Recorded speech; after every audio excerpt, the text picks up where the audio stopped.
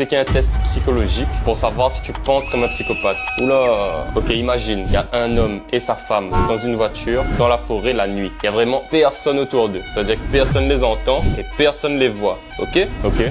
Le mec sort un gros couteau et il tue sa femme dans la voiture. Ah ouais. Ensuite, le mec met des gants pour laisser aucune empreinte et il sort le corps de sa meuf de la voiture et il la laisse là. Jusque là, tu me suis? Ouais, à fond, à fond. Juste après qu'il ait fait ça, il jette le couteau du haut d'une falaise à un endroit où c'est impossible de retrouver le couteau. Il rentre chez lui tranquille, sauf que 1 heure après, les flics l'appellent. Ils lui disent que sa femme a été tuée et qu'il faut absolument qu'il vienne sur la scène de crime tout de suite. Ok. Le gars sort de chez lui en vitesse, il rentre dans sa voiture et il prend la route. Sauf que dès qu'il arrive, les flics lui mettent les menottes et il l'embarque direct, sans discuter, tu vois. What the fuck? Du coup, la question c'est comment ils ont su que c'était lui le tueur? Je te laisse 5 secondes. Il tue sa femme, donc dans une voiture, il tue sa femme et il jette le couteau.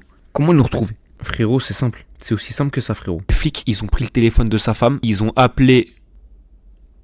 Non, ils ont pas fait ça. Je regarde pas le chat, ça va me spoil. En fait, le temps qu'il aille jeter le couteau de la falaise, il y a des gouttes de sang qui sont tombées.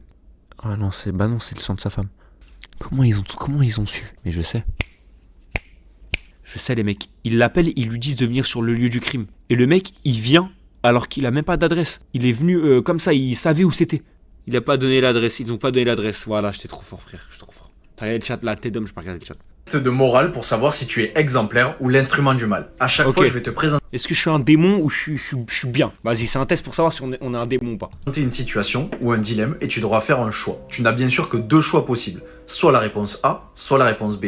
Bienvenue dans le dilemme du juge. Imagine-toi en plein milieu du procès d'un voleur de banque qui en fait est innocent. Tu en es absolument convaincu. Seulement, petit problème, les ennemis du suspect ont kidnappé ta fille de 6 ans et te demandent de déclarer le suspect coupable en échange de la liberté de ta fille. Bien sûr, tu n'as aucun moyen de savoir où est ta fille et la police ne le sait pas non plus.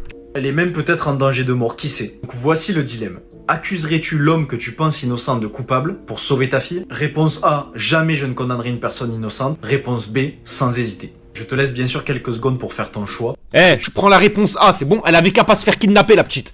Innocent de... Ça y est, ma gueule, on est en 2025, c'est pas rentré chez toi, tu te fais kidnapper. Voilà, t'avais qu'à faire du kick.